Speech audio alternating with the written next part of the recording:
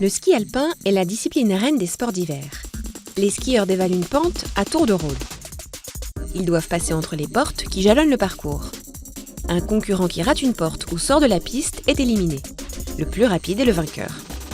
La discipline comporte 2 épreuves de vitesse, la descente et le super G, 2 épreuves techniques, le slalom géant et le slalom, disputées, contrairement à la descente et au super G, en 2 manches au tracé différent, et enfin une épreuve qui allie 2 disciplines, le super combiné.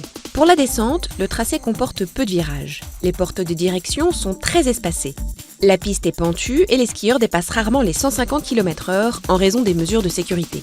En ligne droite, le skieur adopte la position de l'œuf pour assurer une meilleure pénétration dans l'air. Sur certaines bosses, il effectue des sauts qu'il aborde corps groupé, bras en avant. Le super G est plus court que la descente et la piste comporte plus de virages.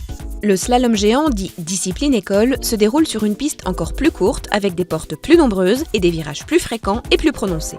L'épreuve la plus courte et la plus nerveuse est le slalom. Le skieur passe de porte en moins d'1 seconde. Il y a 2 types de portes, les portes horizontales et les portes verticales. Les concurrents skient au ras des piquets qu'ils heurtent avec les poings et les tibias. Face à la porte, genoux fléchis, ils sont constamment sur l'écart.